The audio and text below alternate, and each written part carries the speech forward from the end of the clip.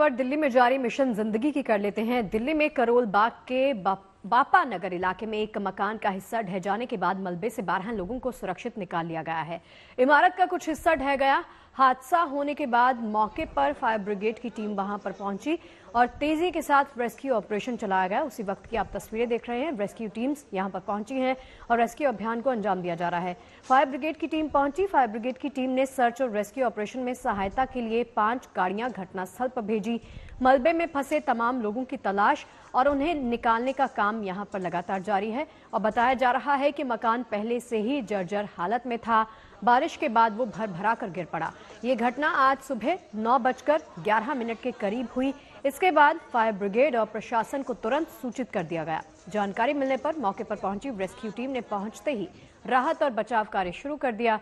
12 लोगों को मलबे से बचाकर निकालने में इनको कामयाबी भी हासिल हो गई है। तो तस्वीरें आप देख सकते हैं। ये तस्वीरें सुबह सामने आई हैं।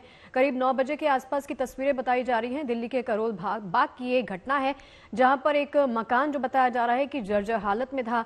बारिश जैसे ही पड़ी है और मकान जो है वो भर-भराकर नीचे गिर गया। 12 लोगों को सुरक्षित बाहर निकाला गया है। रेस्क्यू ऑपरेशन लगातार जारी है। तमाम टीम्स मौके पर पहुंची हुई हैं। रेस्क्यू टीम्स की ये तस्वीरें आप देख सकते हैं जिस वक्त इस रेस्क्यू ऑपरेशन को अंजाम दिया गया और लोगों को सुरक्षित बाहर निकाला गया। करीब 9 बजे के आसपास प्रसाद नगर थाने में इंफॉर्मेशन मिला related to a building collapse और ये बापा नगर एरिया है जो पीएस प्रसाद नगर के एरिया में पड़ता है। वहाँ से ये इंफॉर्मेशन मिला था और इसमें करीब यहाँ पे एक 20 स्क्वायर यार्ड्स के आसपास का एक बिल्डिंग था। 20 स्क्वायर यार्ड्स के एरिया में बना हुआ एक बिल्डिंग था जो कि कोलैप्स कर गया है। ये बिल्डिंग बता रहे हैं कि काफ़ी पुराना था। इसका एग्जैक्ट डिटेल्स हम सर्टन कर रहे हैं। अभी तक जो है करीब 8 लोगों को यहाँ से रेस्क्यू करके हॉस्पिटल भेज दिया गया है। अभी भी कुछ लोग और ट्रैप होने का आशंका जताया जा रहा है जिसके लिए लोकल पुलिस और बाकी सभी एजेंसीज मिलकर इस पे रेस्क्यू ऑपरेशन कर रहे हैं। और चलिए हिमांशु हमारे संवाददाता ज्यादा जानकारी के साथ दिल्ली से हमारे साथ लाइव जुड़ गए हैं। हिमांशु, सबसे पहले तो अभी का अपडेट आपसे लेना चाहेंगे। 8 संख्या है जिनको निकाल लिया गया है या वो संख्या बढ़कर 12 हो गई है, इसके बारे में बताएं।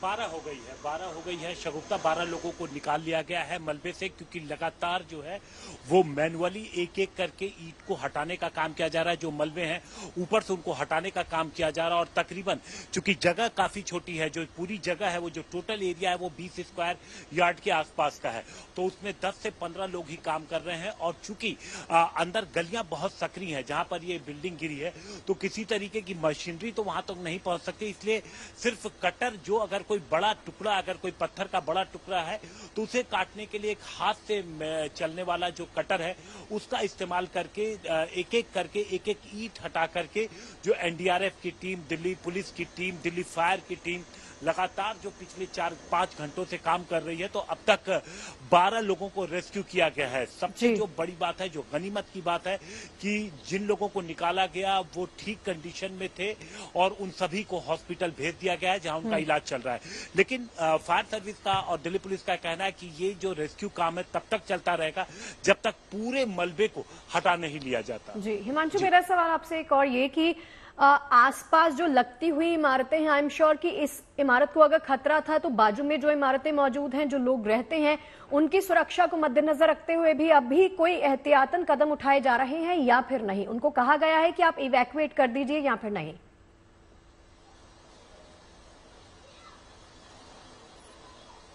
देखिए, इस तरीके की कोई कदम दिल्ली पुलिस की तरफ से नहीं उठाया जाएगा। ये निगम का काम है। निगम अगर आता है और वो अगर सर्वे करता है तो ये निगम का काम है कि किस तरीके से चीजें हैं। दिल्ली पुलिस का कहना है कि उनका पहली चीज है सभी को सिक्योर रहते हुए जो पूरा ऑपरेशन है वो पूरा ऑपरेशन सही तरीके से हो जाए, जो पूरा रेस्क्यू ऑपरेशन है वो सही तरीके से हो जाए। जिस जगह पर मैं खड़ा हूं यहाँ आपसे कुछ देर पहले लोगों की अच्छी खासी भीड़ थी, लेकिन यहाँ से पुलिस ने सबको इस पूरी गली को खाली करवाया। अब आप देखिए यहाँ पर मकान आप देखिए कितने एक दूसरे से सटे हुए हैं और इस वजह से आगे गलियां और पतली हैं। तो ऐसे में रेस्क्यू काम में दिक्कत तो हो ही रही है और साथ ही साथ बारिश भी शुरू हो गई है। तो कोशिश है कि जल्द से जल्द इस रेस्क्यू ऑपरेशन को पूरा किया जाए। हाँ, इतना जरूर किया गया कि जो आसपास के छतों पे, जैसे हम भी बगल की एक छत पे ही मौजूद थे जहां से हम पूरा रेस्क्यू ऑपरेशन दिखा रहे थे, लेकिन सुरक्षा के मद्देनजर पुलिस ने उन सभी छतों पर जितने लोग भी मौजूद थे उन छतों से सबको हटा दिया, क्योंकि बिल्डिंग्स आसपास की जो है वो काफी पुरानी है, उनको सेफ नहीं माना गया और इस वजह से सबको छतों से हटा दिया गया। और रेस्क्यू ऑपरेशन फिलहाल यहाँ से तकरीबन कुछ ही दूरी पर है जो बिल्डिंग गिरी है। ये बताएं कि अभी कितने लोगों के फंसे होने की आशंका और जताई जा रही है, अभी कितने लोग और मलबे में फंसे हो सकते हैं?